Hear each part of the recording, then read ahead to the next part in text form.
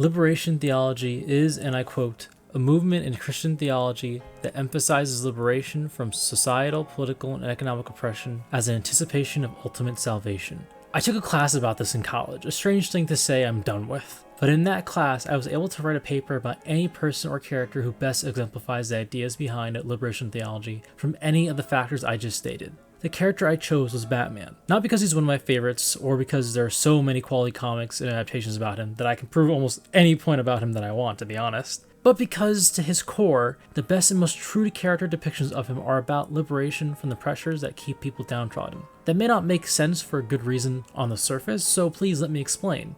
Batman is an icon even among superheroes for being able to overcome anything while being a mortal man. He's one of the few superheroes who consistently overcomes without powers, and even his advanced technology is usually a last resort. His ability to stand as one of the greatest superheroes stems from the one thing that separates him from other mortals. He's absurdly rich. Batman has a net worth of nearly $98 billion.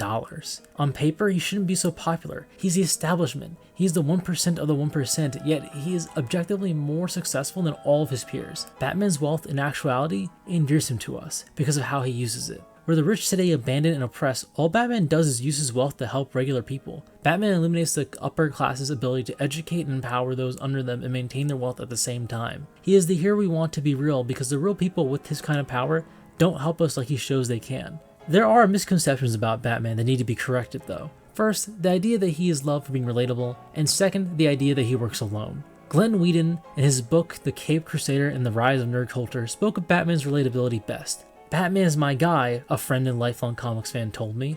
No powers, just grit, he's human, he's relatable. You or I could be Batman.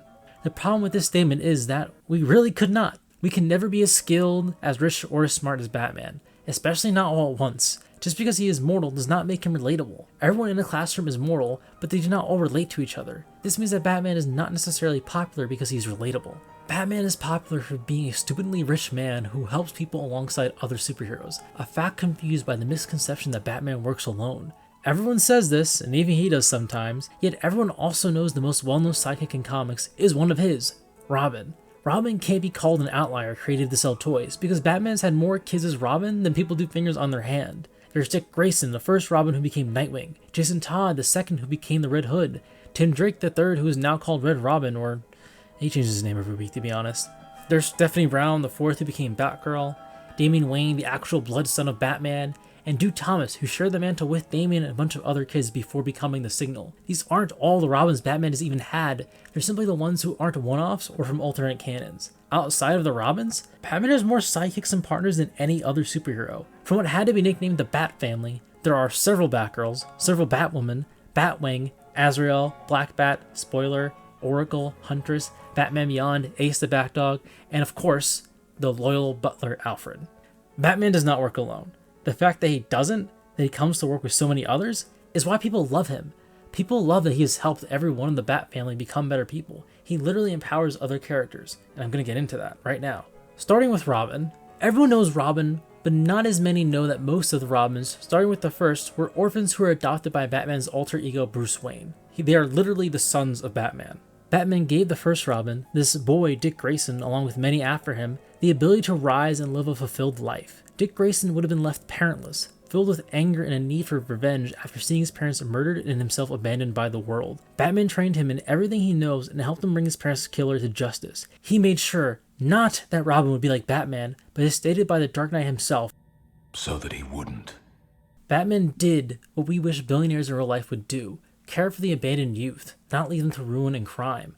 When Batman took on Robin, when he helped one of the oppressed, comic sales increased for Batman as people wanted to see a story reflect their desire for change. From the beginning, even in 1940, Batman was the upper class that people deserved. Furthermore, for a man who wears mostly black and a permanent scowl on his face, he's more than happy to care for anyone he comes across aside from only orphans, the impoverished, the mentally ill, and the criminally insane. He is willing and capable to help them all. The problem with getting help for these people today is that those who are willing and those who can help are rarely the same. Across America alone, more than 500,000 people, a quarter of them children, were homeless, as reported by Reuters' November 19, 2015 article. And since 2015, increased to nearly 554,000 people across the country, as reported by Mother Jones' December 21st, 2017 article. And in 2020, as reported by the U.S. Department of Housing and Urban Development, homelessness numbers raised to 580,466 people. Of course, this has been affected by COVID-19, but considering how many were homeless before, it's not a huge number that can be hand-waved away. This seems like the easiest problem to fix compared to the mentally ill and criminally insane, because the rich can fix it for some people with only their money. The other two need professionals to be found and paid for by the rich. Homelessness simply need the rich to dump some of their money back into the system. There are already programs or organizations working to end homelessness, but lack any of the funding to do so. There are systems in place in other countries, such as Finland, where nonprofits have been providing housing for the homeless until they get back on their feet. They're able to do this with funding that the rich could provide and still be rich afterwards. The top 1% could pay for temporary housing, raise pay wages for those who work for them, or directly donate money to those down on their luck. They could decrease poverty, but the able are not willing, so they are not helpful. Batman is a character written as being helpful. His character is written with the idea of what if the 1% cared. He pours billions of dollars into Gotham, rebuilding the city's infrastructure and providing for the people living there. It's to the point that Gotham's biggest problem during the prime of Batman's life isn't poverty, but supervillains. But Batman works against this too, because it isn't just about the big picture. You have to take into account the small picture too. Jason Todd, Batman's second Robin and currently the Red Hood, wasn't just an orphan when Batman first met him in his current origin. Jason Todd was homeless and he was stealing tires off the Batmobile. In Red Hood and the Outlaws Rebirth #1, Jason Todd felt no remorse or guilt when Batman asked him, "You do realize that's the Batmobile, right?" All Jason had to say was, "You do realize you parked your car in Crime Alley, right?" Jason didn't feel guilty because Crime Alley was not only a place home to all kinds of criminal activity, it was where he lived. That means that thieving and hiding were all he knew, all he understood. For him, stealing was survival and it was worth doing even from the Batman. Most people will lock this kid away and blame Jason for the circumstances he was born into, but not Batman. Batman buys the kid a hamburger, talks to him, he learns about his predicament like so many others wouldn't. When Batman sees Jason stuffing down his hamburger, he tells him to slow down, and Jason responds with, "Sorry, this is the closest thing to a home-cooked meal I've had since I had a home." In today's world, most of the upper class wouldn't have even fed Jason. And honestly, everyone else probably wouldn't have also. Batman adopted him, educated him, and empowered him to defend others like so many failed to do for him. Batman in one act shows himself to be richer than most of the 1% in both his wallet and his character. When a man whose supposed hobby is breaking bones and taking names has a better sense of character than the elite of society today, they don't seem so elite. But let's talk about another of Batman's sidekicks. Her name is Cassandra Kane. She was engineered by her father to be a human weapon. Her first language was violence, as said by Batman in Batman Detective Comics Rebirth Volume 1. By engineered, Batman means trained, drilled, and tortured into becoming one of, if not the best martial artist in the DC universe, at least during the modern time. This childhood left her mute, her father never teaching her how to speak. This part of her origin story is consistent across the character's history. Cassandra Kane now goes by Batgirl. She has friends, she can speak words, and she has a new family in the Bat family. Batman didn't care for who or what she came from. She was a soul who seemed born broken, and he took her in to help her. He adopted her as his daughter as he did the Robins, treated her as his own by being an actual father, being her rock, and getting her help. He not only helped her find therapy, he took an active part in it to help her overcome her PTSD and her inability to speak. Because of Batman, this girl's life changed for the better, changing her from a living weapon to a hero of Gotham City, one of the best. Cassandra would have never overcome if Batman turned his back like so many others do. But what about the villains? Everyone knows the Joker, Batman's arch nemesis, the clown prince of crime. Ask anyone who Batman hates the most, and most would say the Joker. It's easy to think that Batman hates the Joker. He killed one of Batman's sons, paralyzed his protege, cut off the hand of his adoptive father, and has personally tortured Batman on many occasions. Batman should hate the Joker more than Steve Jobs hated Bill Gates. But sometimes it seems like he doesn't. Not only the upper class, but everyone ignores the ill. To most, they belong in a cell where they can only get worse. Batman doesn't do that. He tries to find his villains specialists, therapists, and doctors to treat their insanity and mutations, something fans and writers forget about during the high-octane action of being Batman. Remember, Batman found a cure for Clayface, a therapy home for Poison Ivy, and volunteered to treat the Joker's fractured mind. The upper class should learn how to empower and educate from Batman, but so can the other 99%. We can all learn what it means to help someone by how Batman offers to help the Joker in Batman the Killing Joke by Alan Moore. I don't want to hurt you. I don't want either of us to end up killing the other. But we're running out of alternatives. Perhaps it all hinges on tonight. I don't know what it was that bent your life out of shape, but maybe I've been there too.